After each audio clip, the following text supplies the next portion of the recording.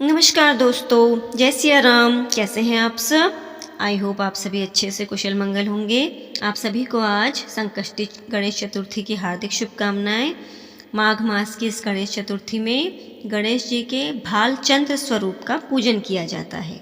चलिए कथा आरंभ करते हैं। हमेशा की तरह माता पार्वती गणेश भगवान से पूछती है कि बताइए, माघ मास में जो चतुर्थी आती है, कृष्ण पक्ष की चतुर्थी, उसका क्या नाम है और उसमें क्या किया जाता है।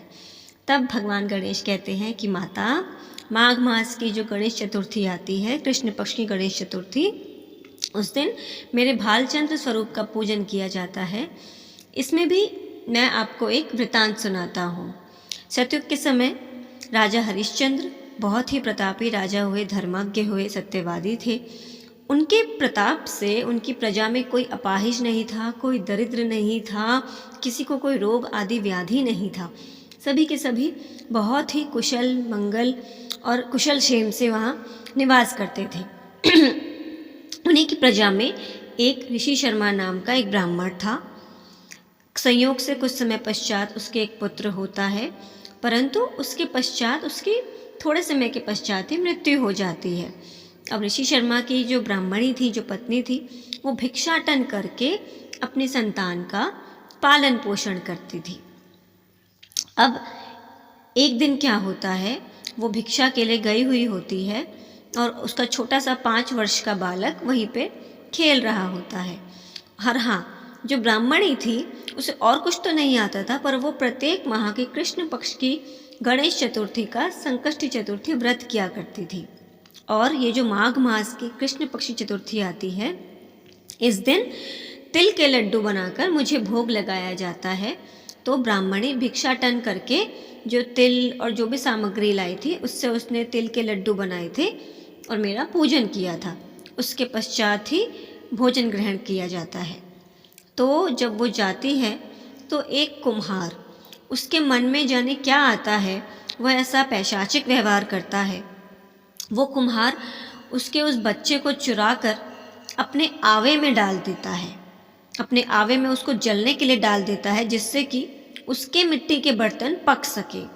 अब उसके पश्चात जब ब्राह्मणी आती है, लौटती है, उसको पूरे घर में उसका बच्चा नहीं दिखता। वो बेचारी एकदम बिलखती हुई, रोती हुई, तड़पती हुई रात्रि भर रो रो के भगवान गणेश के सामने प्रार्थना करती रहती है कि मेरा पुत्र कहाँ गया, उसे ठीक ठाक रखिए, उसे कुशल रखिए। इसके पश्चात सुबह जब वो कुम्हार अपना आवा खोलता है, वो चकित रह जाता है। वो देखता है कि उसमें जंघा तक पानी भरा हुआ है, उसमें कमल खिले हुए हैं, उसमें दूर्वा आ गई है, और तो और वो बालक उसमें खेल रहा है। उस बालक को कोई एहसास ही नहीं हुआ, ना ही अग्नि जली, कुछ भी नहीं हुआ। ये दृश्य देख के वो एकदम हतप्रभ हो जाता है। वो दौड़ता हुआ वो राजा के पास जाता है और अपना पूरा का पूरा कुकृत्य भी स्वयं स्वीकार करता है। वो कहता है कि मुझे बेटी की शादी के लिए मिट्टी के बर्तन पकाने थे, पर मैं बहुत समय से प्रयास कर रहा था, मेरे बर्तन पक ही नहीं रहे थे। मैं चाहे कितना ही आवा जला लूँ। तब मैं एक तांत्रिक के पास गया। उस तांत्रिक ने कहा कि तुम्हें किसी छोटे से बच्चे की बलि देनी है, उसके पश्चात तुम्हारा ये आवा जलने लगेगा। और तब मैंने सोचा कि किस बच्चे की बलि दूँ। पूरे नगर में तो अगर मैं किसी बच्चे को उठा भी लेता हूँ तो उसके माता पिता मुझे छोड़ेंगे नहीं।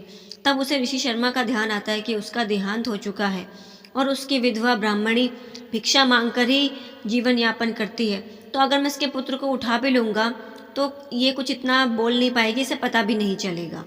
ऐसा सोचकर मैंने ये कार्य किया। बहुत रोता है, अपने कार्य के लिए क्षमा मांगता है। फिर कहता है कि पर जब मैंने आज सुबह यह दृश्य देखा तो मैं चकित रह गया कि ऐसा कैसे संभव है। उसे अग्नि छू तक नहीं पाई, अग्नि की जगह उसमें जंघा तक पानी भर गया। तब राजा उनको बुलवाता है, उस ब्राह्मणी को बुलवाता है। वो ब्राह्मणी आकर सबसे पहले तो अपने पुत्र से एकदम लिपट जाती है, जैसे एक गैया अपने बछड़े से लिपट जाए। उसे बहुत प्यार करती है और फिर उस कुम्हार को बहुत कुछ उलाहना देती है कि तुमने ऐसा कैसे किया। उसके पश्चात राजा उस ब्राह्मणी से पूछते हैं कि क्या तुम्हें कोई तंत्र मंत्र, कोई जादू टोना आता है जिसके प्रभाव से तुम्हारे पुत्र को अग्नि स्पर्श तक नहीं कर पाई, अपितु वहाँ पे जंघा तक जल भर गया। उस जल में कुंभ उस जल में दूर्वा आ गई, कमल के पुष्प आ गए और ये बच्चा, इसको ना भूख लगी ना प्यास लगी, ये उसमें मस्ती से खेल रहा। तब वो ब्राह्मणी कहती है कि मुझे कोई तंत्र मंत्र, किसी मंत्र का ज्ञान नहीं है, मुझे कोई जादू टोना कुछ नहीं आता, मैं तो बस प्रत्येक मास के कृष्ण पक्ष की गणेश चतुर्थी का व्रत करती हूँ।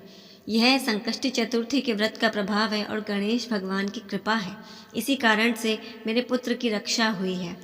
तब राजा जब ये सब सुनता है तो वह अपनी पूरी प्रजा में यह आदेश देता है कि आज से सब के सब इस गणेश चतुर्थी का व्रत करेंगे और प्रभु की कृपा का पात्र बनेंगे। उसके पश्चात राजा स्वयं उतरकर अपने सिंहासन से उस ब्राह्मणी की परिक्रमा करता है। उस ब्राह्मणी की परिक्रमा करके कहता है कि आप सती स्त्री हैं, यह आपके प्रभाव का भी परिणाम है कि आपके पुत्र को कुछ भी नहीं हुआ। उस ब्राह्मणी को नमन करके कहता है कि आप आशीर्वाद दीजिए। इसके पश्चात राजा अपनी पूरी प्रजा में यह ऐलान करवाता है। यही घटना श्री कृष्ण भी युधिष्ठिर को सुनाते हैं। जिस प्रकार प्रत्येक एकादशी की कथा श्री कृष्ण युधिष्ठिर को सुनाते हैं, उसी प्रकार प्रत्येक गणेश चतुर्थी, कृष्ण पक्ष की चतुर्थी, उसकी कथा भी श्री कृष्ण युधिष्ठिर को सुनाते हैं और कहते हैं कि राजन, आप भी इस व्रत को कीजिए, आपके भी सभी संकट दूर होंगे और आपको आपका राज्य पुनः प्राप्त होगा।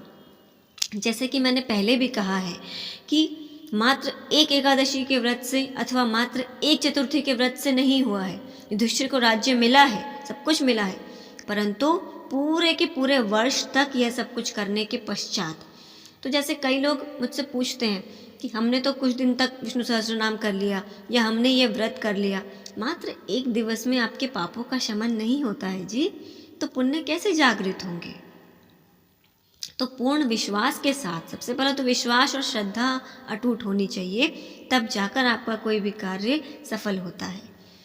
और प्रभु के प्रति समर्पण भाव लाइए, तभी आपका कार्य सिद्ध होगा।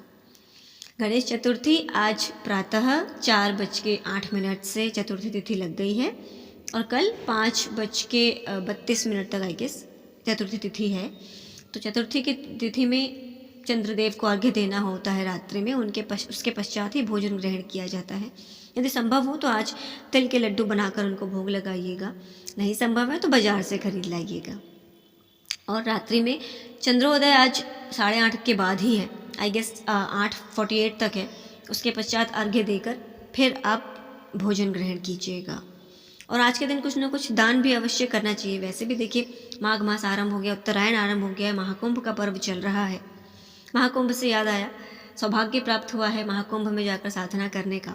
तो वैसे भी मैं काफ़ी रोज़ वीडियोस नहीं डाल रही थी, तो अभी भी कुछ दिनों तक उसके पश्चात नहीं डाल पाऊँगी।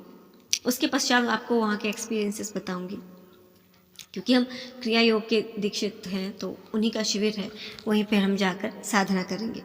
प्रभु कृपा से यह सौभाग्य पहली बार प्राप्त हुआ है। सो आई होप आप सभी को यह कथा अच्छी लगी हो।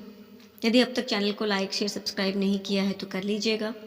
प्रयास करूँगी कि आपको अच्छी अच्छी घटनाएं बताती रहूँ, प्रभु से प्रीति आप सभी के हृदय में उत्पन्न हो, यही मेरा उद्देश्य है। चलिए अब मैं वाणी को देती हूँ विराम। अगले आख्यान के लिए जय सिया राम।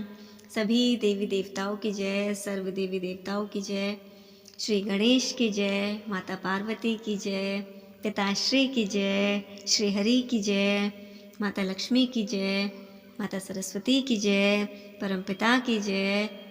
सभी को नमन। राम राम।